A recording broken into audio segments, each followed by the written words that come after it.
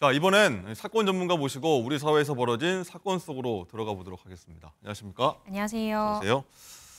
자, 어제 오전입니다. 한 고등학생이 등교 중이던 중학생 둔기로 폭행한 사건이 벌어져서 좀 충격을 던져주고 있는데, 장가 기자, 이 학생들 사이에서 벌어진 끔찍한 사건인데 이게 어떤 일입니까? 네, 우선 경기도 안산 한 중학교 주변에서 일어난 일이고요. 한 여중생의 등굣길에 남자 고등학생이 쫓아가서 둔기로 폭행을 한 건데요. 이거 영상이 있거든요. 예. 영상 한번 보시죠.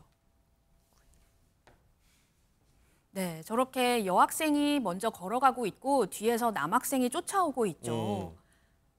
네, 그런데요. 여기서 갑자기 저렇게 남학생이 둔기를 가방에서 꺼내더니 뒤에서 치네요. 그렇습니다. 여학생의 머리를 저렇게 마구 내려치고요. 여학생이 저렇게 울면서 뭐라고 얘기를 하니까 남학생이 주춤하다가 다시 공격을 시작을 했습니다. 네, 정말 안타까운 모습인데요. 예. 결국 저 남학생이 인근 상인들에게 제압이 됐고요. 여학생이 피를 정말 많이 흘렸다고 합니다. 병원에 옮겨졌는데 당시 목격자들의 목소리도 한번 들어보시죠.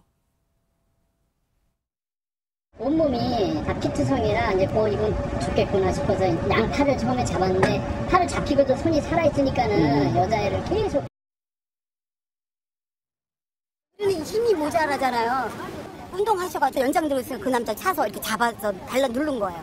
눌러갖고 그 사람 경찰 올 때까지 붙들고 있었지. 근데 좀 심했지. 그냥 막 얘가 왜 그러세요 하는데도 막 하니까 우리가 막 아저씨 왜 그러냐고 저쪽에서 아저씨들 뛰어오고 이렇게 막. 근데 그 가방 안에 연장이 잔뜩 있었어요. 연장 아니 그 안에 들는 대로 다 끄집어내는 거지. 칼도 떨어졌지. 붙잡고 있었어요. 경찰 올 때까지. 못하게 했어요. 못하게 한 거지. 막 소리를 죽인다고. 목격자들의 말만 들어도 정말 기가 막힌데요. 자, 그런데 이 남학생 경찰에요. 여학생이 안 만나줘서 화가 났다. 이렇게 범행 동기를 얘기를 했다고 합니다. 그렇군요. 자, 실제 같은 중학교 출신이었고요. 경찰은 이 여학생을 스토킹하다가 범행을 저지른 것으로 보고 있습니다. 그렇군요. 자, 이건 변호사님.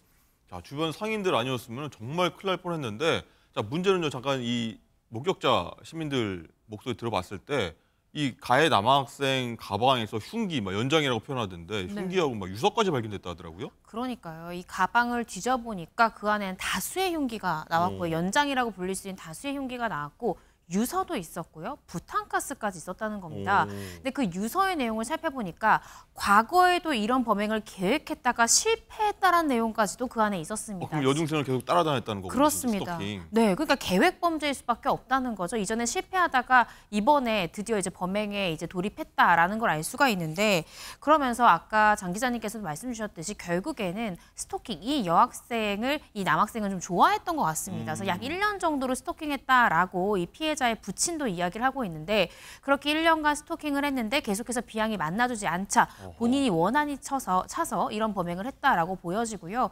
피해 학생이 이제 그만해라, 왜 그러냐라고 했는데도 멈추지 않고, 시민들이 제압을 했는데도 멈추지 않고 계속 공격을 가했다라는 겁니다. 그래서 정말 상점 주인들이 도와주지 않았더라면 정말 끔찍한 사건이 발생했을 것 같습니다. 네. 이 흉기를 왜 그만큼 가방에다가 이렇게 많이 들고 다녔나요? 이거 이해가 좀 안 되는 상황인데, 좋아하는 사람한테 왜 흉기를 들고 갈지. 본인이 이제 이루어지지 못하는 그런 이제 애정을 이제 갈구하는 마음일 수도 있고요. 또 이 남학생이 지적 장애가 있다라는 보도들도 나오고 있는데 아직 경찰에서 수사 결과를 밝히지 않은 만큼 좀 지켜봐야 될 것 같습니다. 그리고 유서에 쓴 것만큼 이번에는 과거처럼 실패하지 않기 위해서 다수의 연장을 가지고 있을 수도 있고요. 또 유서를 가지고 있다. 내가 이제 피해자의 생명을 앗아간 다음에 나 또한 극단적인 선택을 하겠다라는 의지로도 보여질 수도 있고, 다양한 가능성이 좀 있을 것 같습니다. 그렇군요. 성인도 아니고 중학생들입니다. 중학생들 등굣길에 이런 일이 벌어진 건데, 장가 기자, 이 여학생이 스토킹 당했다고 경찰에 예전에도 신고한 적이 있다고 하는데 잘 조치가 안 된 건가요, 뭔가요? 그렇습니다. 이 사건 발생 전에 두 사람과 관련해서 총 3건의 경찰 신고가 있었다고 하는데요. 최초 신고가 지난 2월입니다. 네, 지난 2월에 이번 사건의 피의자가 이 남학생이 신고를 했습니다. 코인 노래방에 여학생과 같이 갔는데 이 피해 여학생이 저를 쳤어요라고 경찰에 신고했다고 하고요. 또 두 번째 신고는 지난 3월에 있었던 일인데 피해 여학생의 아버지가 스토킹 피해 신고를 했습니다. 여학생 아버지는 딸과 1년 전부터 알고 지냈던 남학생이 자꾸 딸을 따라다닌다. 딸이 싫다고 하는데도 자꾸 따라다니고 있어요. 라면서 신고를 했습니다. 또 세 번째는요. 지난 6월이었는데요. 이 피의자 남학생의 학교 상담교사가 학교 전담 경찰관에게 연락을 취했습니다. 네. 상담교사는 A군과 상담을 한번 해봤더니 피해 여학생에게 위해를 가하고 극단적인 선택을 하겠다는 말을 했다고 경찰에 알렸습니다. 그래서 이 학교 전담 경찰관이 여학생에게 스마트워치 지급을 우리가 해줄 수 있다 이런 식으로 안내 조치를 했다고 하는데요.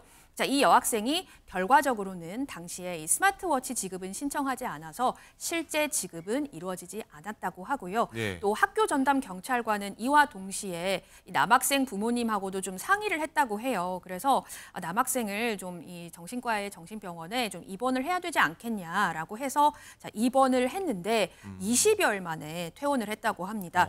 자, 이후에 이 경찰이 남학생 측에 전화를 좀 하고 모니터링을 사실 하고 있었다고 하는데 네. 결과적으로 봤을 때는 이번 범행을 막을 수는 없었습니다. 그렇군요. 자, 이번 소식 보면서 뭐 이 자녀 그리고 손녀 두신 분들 굉장히 걱정스럽겠다 이런 생각도 드는데 뭐 이건 극히 일부분이니까 그렇게 비하하지 않아서.